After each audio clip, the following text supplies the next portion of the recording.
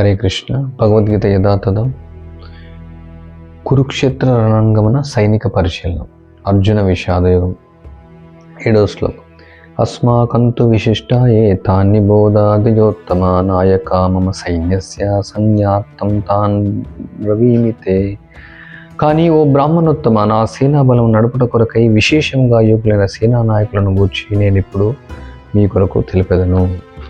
So ఇంతవరకు కింది శ్లోకాల్లో దుర్యోధనుడు ఎదుటి పక్షమైనటువంటి యొక్క మహారథులను, అతిరథులను, రథుల గురించి వివరించడం జరిగింది. ముఖ్యమైన వాళ్ళను చాలామంది ఉన్నారు సైన్యం. అండ్ ఇప్పుడు తన పక్షం ఉన్నటువంటి యొక్క యోగ్యులైనటువంటి వాళ్ళ యొక్క పేర్లను కూడా చెప్తూ ఉన్నాడు. ఈ శ్లోకాలు మనం చూస్తే అన్ని సైనికుల యొక్క పేర్లు ఎందుకు ఈ భగవద్గీతలో ఇచ్చారని మనం అనుకోవచ్చు. సో ప్రభుపాద దానికి వివరిస్తున్నారు. ఈ యొక్క సైనికుల యొక్క పేర్లు కూడా కృష్ణుకు సంబంధించినటువంటివి. నిర్బంధ కృష్ణ సంబంధే యుక్త వైరాగ్యం ఉచ్యతే.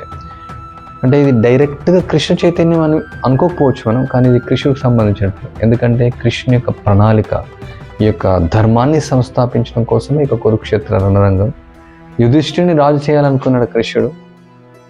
ఆ యొక్క 64 కోట్ల మంది సైన్యాన్ని ఒక దగ్గర పెట్టేసి అధర్మపూరితమైనటువంటి యొక్క రాజులందరూ కూడా సంహరించడం జరిగింది ఈ యొక్క కురుక్షేత్రంలో.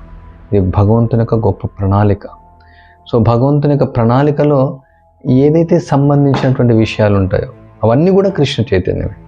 సో ఇక ఈ యోధుల యొక్క వీర్లు ఏ పక్షాన ఉన్నప్పటికీ వాళ్ళను మనం ఈ యొక్క శ్లోకాన్ని చదవడం ద్వారా మనం పవిత్రం అవుతామని శ్రీల ప్రభుపాద వివరిస్తున్నారు. ఎవరైనా అనొచ్చు ఇది కృష్ణ యొక్క లీలలు కాదనేసి, కానీ ఒక విధంగా ఇది కృష్ణ యొక్క లీలనే ఈ యొక్క కురుక్షేత్ర రణరంగం కూడా.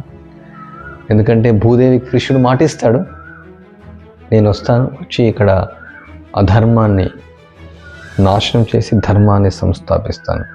సో కృష్ణుడి యొక్క ప్రణాళికలో ఒకటి యుధిష్ఠిరుని రాజుగా చేయడం, ధర్మాన్ని సంస్థాపించడం. హరే కృష్ణ.